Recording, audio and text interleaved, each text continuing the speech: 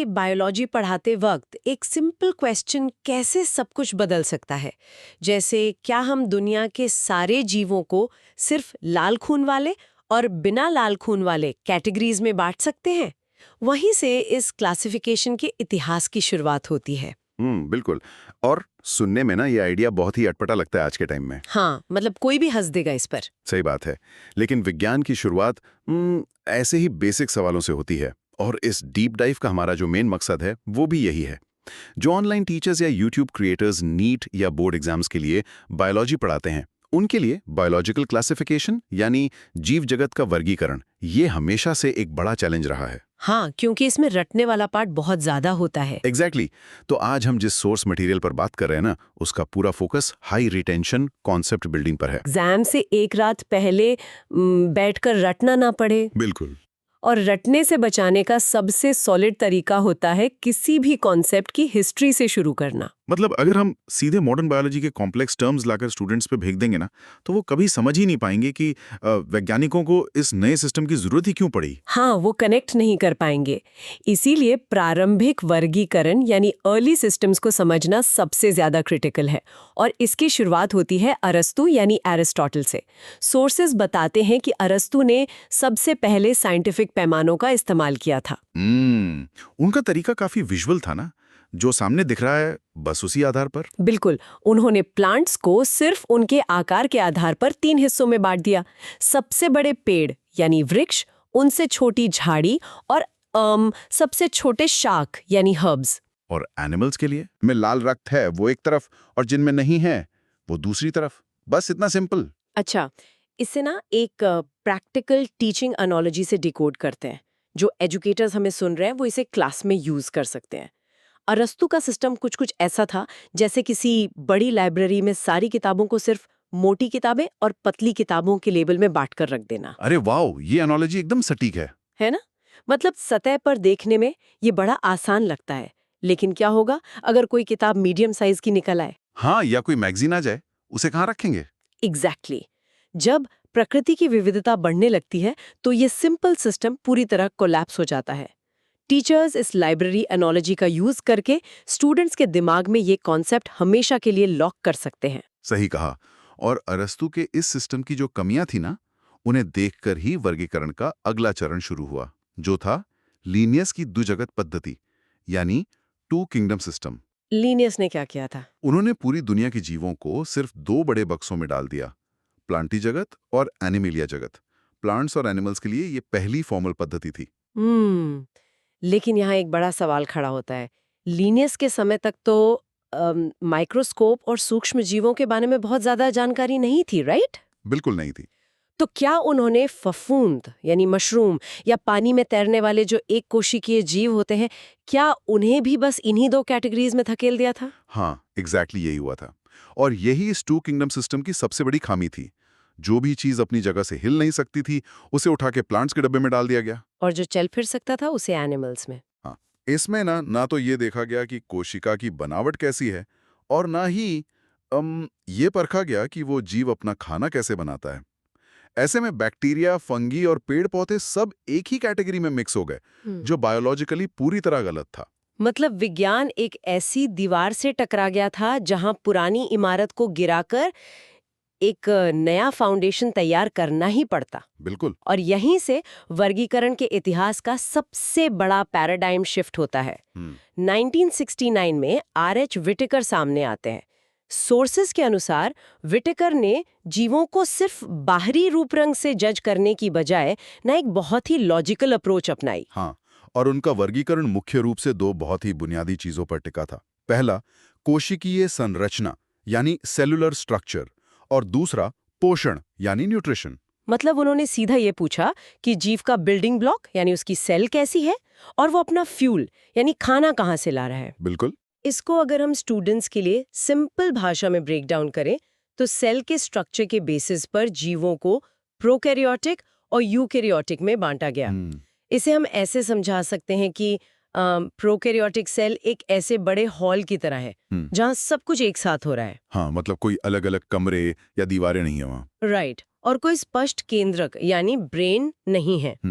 दूसरी तरफ eukaryotic cell एक प्रॉपर ऑफिस बिल्डिंग की तरह है। जहां हर काम के लिए अलग कंपार्टमेंट है और केंद्रक के ऊपर एक मेम्ब्रेन यानी झिल्ली है। बहुत बढ़िया तरीका है समझाने का। विटेकर ने इसी लॉजिक पर अपना सिस्टम बनाया। हाँ, इसी आधार पर विटेकर ने अपनी 5 जगत प्रणाली यानी 5 किंगडम सिस्टम तैयार किया।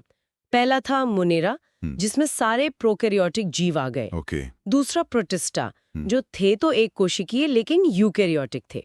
तीसरा फंजाई, जिनकी सेल वॉल काइटिन की बनी थी और जो मृतोपजीवी यानी सैप्रोफिटिक थे। मतलब जो सड़ी गली चीजों से खाना लेते हैं। बिल्कुल।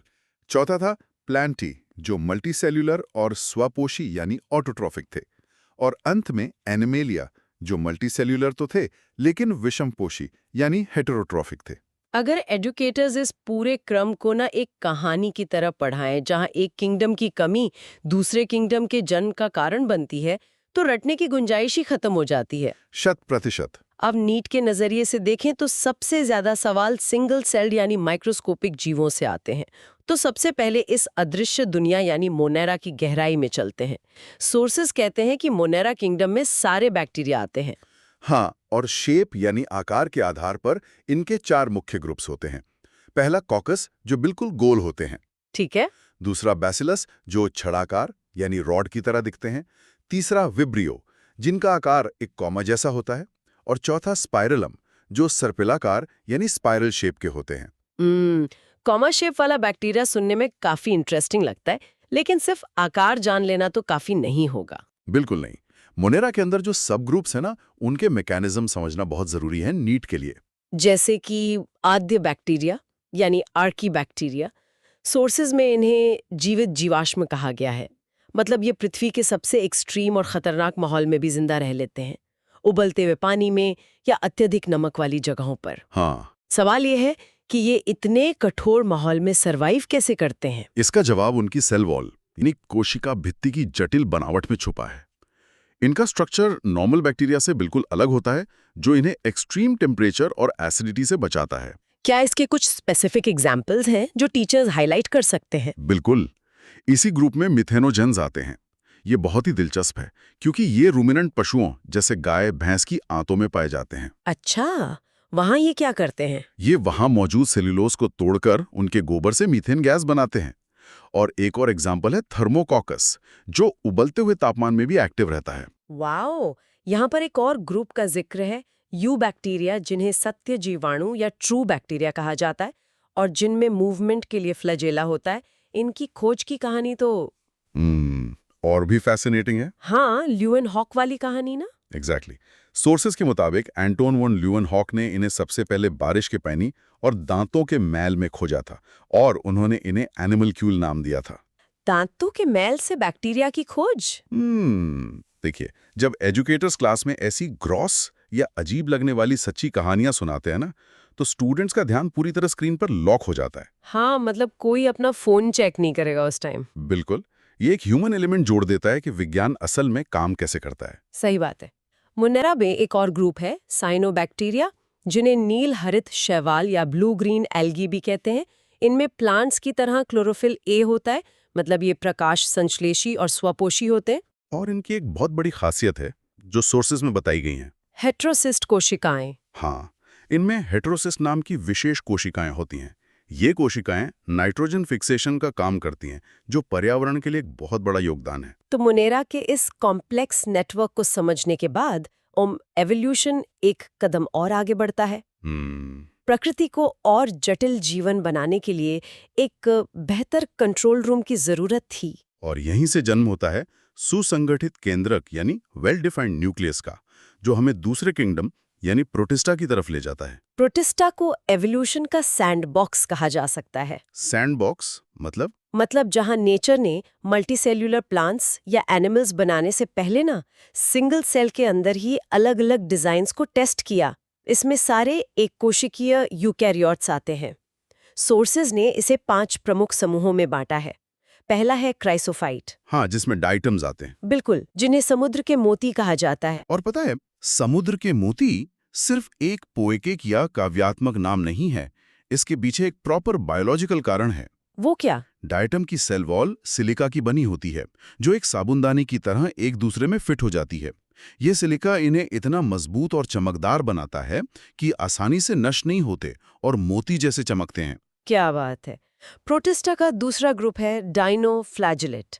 नाम से ही पता चल रहा है, डाई का मतलब होता है दो। इनमें दो कशाभिकाएं यानी फ्लैजिला होती हैं। हाँ, एक लंबवत होती हैं और दूसरी अनुप्रस्थ भित्ति पट्टिकाओं की खांच में। ये दोनों मिलकर एक मोटर की तरह काम करते हैं, जिससे ये जीव पानी में घूमते रहते हैं। तीसरा ग्रुप यूग्लिनोइड का है।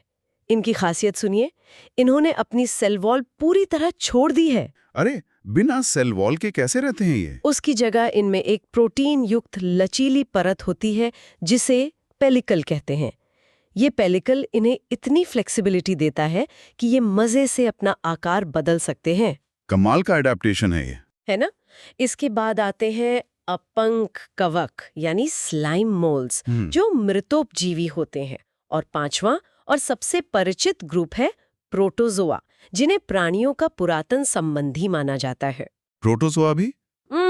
शिकार पकड़ने के तरीकों के आधार पर बटे हुए हैं। जैसे कि? अमीबॉइड। हाँ, अमीबॉइड जो कूटपादों यानी फॉल्स फीट से शिकार पकड़ते हैं।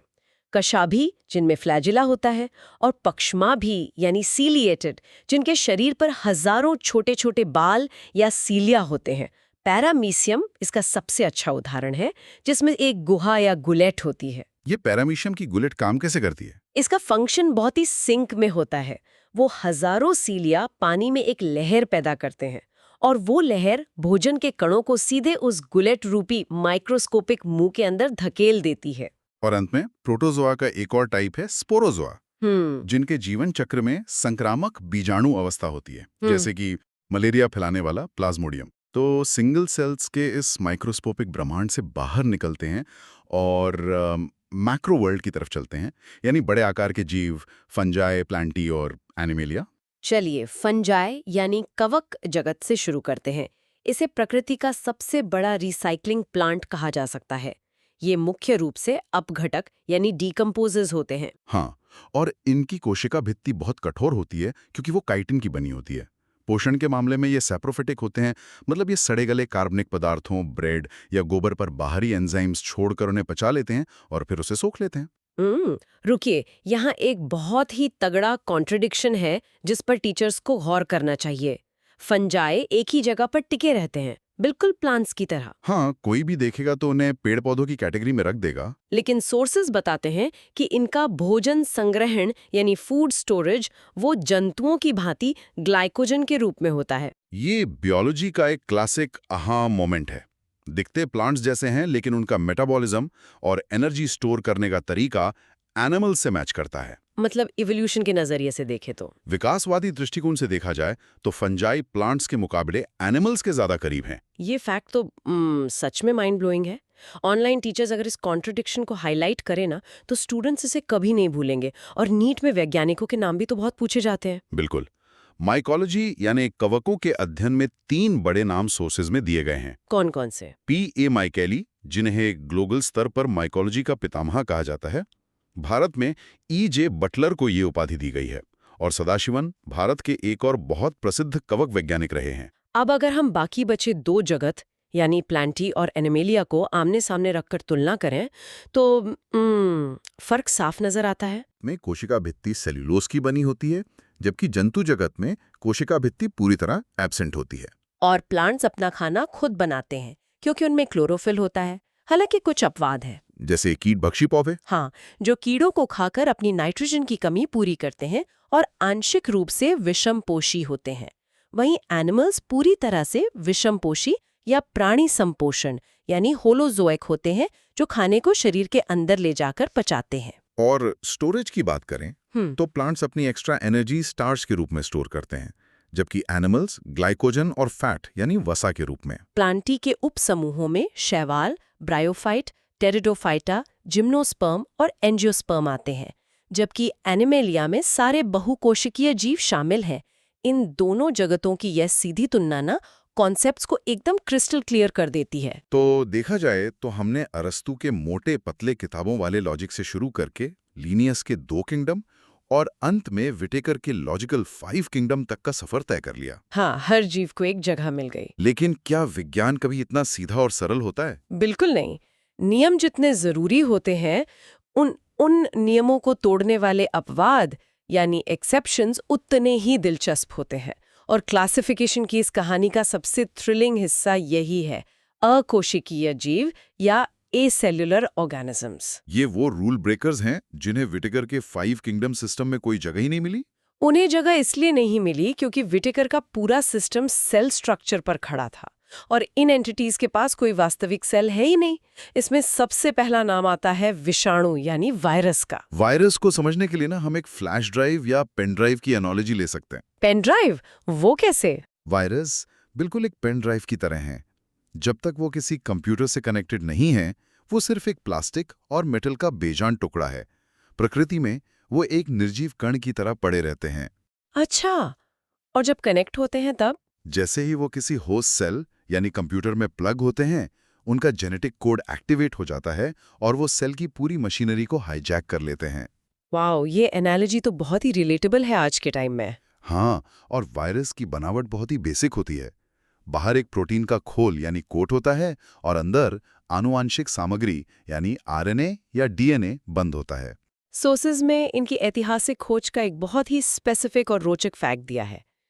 1990 में फ्रेडरिक लॉफलर और पॉल फ्रॉश ने पशुओं में पैर और मुंह की बीमारी का कारण खोजा था, जिसे फुट एंड माउथ डिजीज कहते हैं। हाँ, और उस समय की सबसे हैरान करने वाली बात ये थी कि ये बीमारी फैलाने वाला कारक बैक्टीरिया से भी बहुत छोटा था। उन्हें कैसे पता चला कि वो छोटा था? करके होते हैं एनिमल वायरस, प्लांट वायरस और बैक्टीरियोफेज, जो बैक्टीरिया को ही खा जाते हैं। ध्यान देने वाली बात यह है कि प्लांट वायरस में केवल आरएनए होता है, जैसे टोबैको मोज़ेक वायरस या टीएमवी। और अगर आपको लगता है कि वायरस सबसे छोटी एंटिटी है तो विज्ञान आपको फिर हैरान करता है। वायरस के बाद आते हैं विरॉइड। विरॉइड्स, ये क्या होते हैं? इनकी खोज 1971 में टीओ डायनर ने की थी। ये वायरस से भी छोटे होते हैं। विरॉइड्स की सबसे खतरनाक खासियत यह है कि इनमें वो प्रोटीन आवरण यानी प्रोटीन कोट भी पूरी तरह से एब्सेंट होता है जो वायरस में पाया जाता है। मतलब सिर्फ जेनेटिक मटेरियल? बिल्कुल, ये केवल स्वतंत्र आरएनए के टुकड़े हैं जो संक्रमण फैला सकते हैं और इनके कारण पौधों में पोटैटो स्पिंडल ट्यूबर नामक रोग होता है। एग्जाम प्रेशर में ना स्टूडेंट्स अक्सर विरॉइड और वायरस के बीच कंफ्यूज हो जाते हैं। उन्हें याद नहीं रहता कि किसमें प्रोटीन कोट है और किसमें नहीं। हाँ, ये बहुत कॉमन मिस्टेक है। इस कंफ्यूजन को दूर करने के लिए हमारे सोर्सेज में एक बहुत ही पावरफुल स्मृति सूत्र यानी निमोनिक दिया गया है। वो क्या है?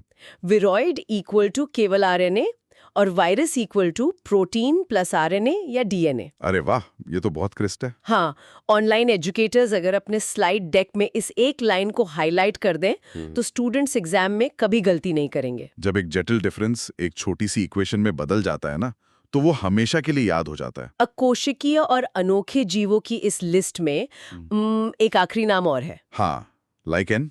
हाँ, लाइकेन। विटेकर के सिस्टम में इनके लिए भी अलग से कोई जगह नहीं है, क्योंकि लाइकेन कोई एक जीव नहीं है।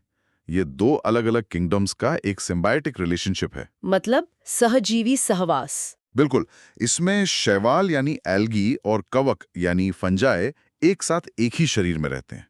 लाइकेन को हम प्रकृति का अल्टीमेट टीम वर्क कह सकते हैं। शैवाल वाले घटक को शैवालांश या फाइकोबायोन्ट कहते हैं। अब क्योंकि शैवाल प्रकाश संश्लेषण कर सकता है तो वो इस रिश्ते में शेफ यानी खाना बनाने वाले की भूमिका निभाता है। और कवक क्या करता है? कवक वाले घटक को माइकोबायोन्ट कहते हैं। कवक जमीन से पानी और मिनरल सोख कर लाता है और शैवाल को रहने के लिए सुरक्षित आश्रय देता है। मतलब दोनों का बराबर का योगदान है। बिल्कुल, ये दोनों एक दूसरे पर इतने निर्भर होते हैं कि इन्हें अलग अलग करके देखा ही नहीं जा सकता। तो इस पूरे डीप डाइव में जो सबसे बड़ा निष्कर्ष निकल कर आता है ना, वो है लॉजिकल प्रोग्रेशन। राइट।